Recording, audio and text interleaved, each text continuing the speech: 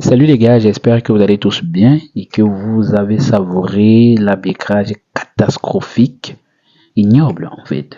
Excusez-moi du terme de la Liga. Aujourd'hui, on a assisté encore à un faux pas du Real de Madrid à Osasuna qui est déjà à 3 points du Barça et à 2 points de l'ATM. Et étant donné que ces deux équipes doivent jouer leur match dans quelques jours. Le Barça qui jouera son match lundi et l'ATM qui jouera tout à l'heure. Déjà, on a eu un très beau match en début de période. Déjà, ce match, il était plutôt très beau en début de période avec un Mbappé qui est en forme, 24e but de la saison grâce à une très belle combinaison entre Modric, Bellingham et Vinicius avec la très belle finition de Mbappé. Et on avait un Real de Madrid qui pour moi, je dis bien que pour moi en fait, j'avais vu un Real de Madrid qui était plutôt très bien structuré, très bien organisé, avec Tchouaméni qui essaye déjà de se retrouver à son nouveau poste de défenseur central et Valverde qui a très bien assuré le poste de latéral. Je pense bien qu'il était latéral parce que lorsque moi je le voyais jouer, il était plus sur le côté, il était plutôt latéral en fait. Et donc c'est quelque chose qui lui va bien, ça montre sa polyvalence dans le style de jeu.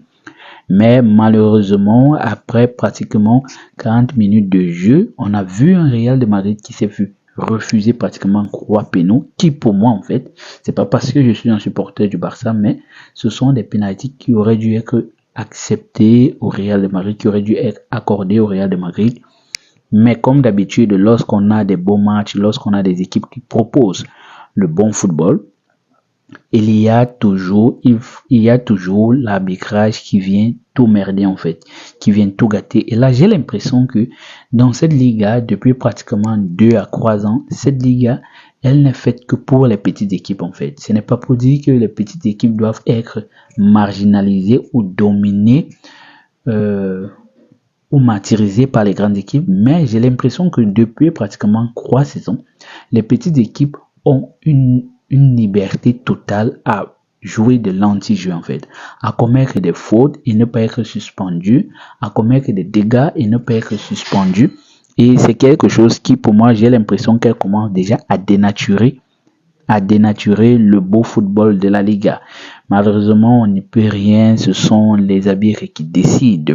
Alors je ne dirais pas que c'est pas normal, mais juste que ce que ça fait au Real d'être combattu en Liga, ça rend un peu la Ligue un peu bizarre quoi, parce que là j'ai l'impression que le Real se fait combattre en Liga depuis leur déclaration, leur plainte déposée contre l'arbitrage du dernier match contre Espanyol de Barcelone. Je ne sais pas si c'est un plan de l'arbitrage de faire semblant de sanctionner le Real après chaque petite faute, ou bien encore c'est parce que le Real a eu à porter plainte à leur propre copain qui est l'arbitrage et qui décide maintenant d'être plus agressif vis-à-vis d'eux. Même la vie, ça ne méritait pas un carton rouge. Et vous savez bien, lorsqu'une équipe prend un carton rouge en début de match, que ce soit à la 40e ou à la 50e minute, cela va totalement changer la donne.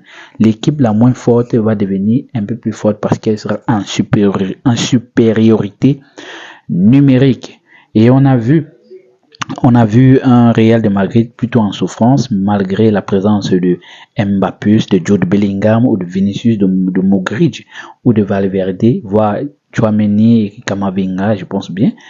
On a vu un Real de Madrid en difficulté en fait. J'ai vu ce Real en difficulté qui, avec le carton rouge, avait de la peine à s'exprimer parce que déjà il y avait une place importante à combler et c'était totalement mérité en fait. C'était totalement normal de la part du Real de ne pas faire une très belle prestation ou du moins de ne pas faire le break. Bien les équipes de bas de classement quoi. Ce sont des équipes qui jouent totalement de l'anti-jeu. Ce sont des équipes qui se basent juste à empêcher l'autre d'exprimer le jeu. Bon, certains diront que non, c'est leur style de jeu à eux, mais je trouve que c'est un style de jeu qui rend le football déjà un peu plus laid.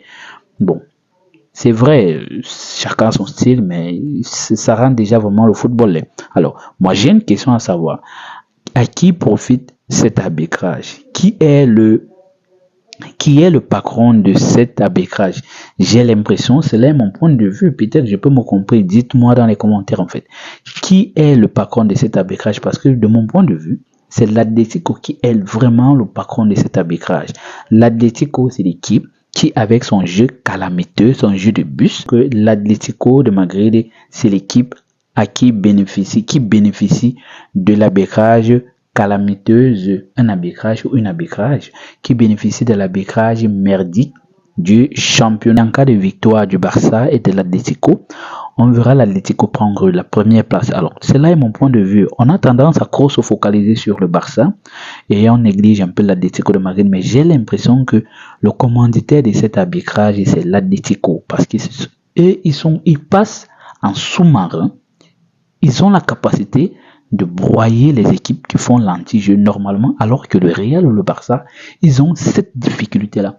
Ils ont cette difficulté à affronter les équipes ou à s'exprimer face aux équipes qui font l'anti-jeu. Donc, certains diront que le Real a joué contre l'Osasuna et la Bigre.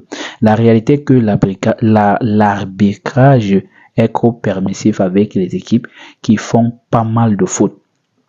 Et cela rend déjà le championnat espagnol un peu moche en fait. On ne voit plus ce championnat où les équipes s'expriment, jouent du beau football, même si on a des matchs où il y a plus de favoris que les moins favorisés quoi. Donc désolé les supporters du Real. Vous savez, aimer le football, c'est comme sortir avec une femme. En plus, une femme cool.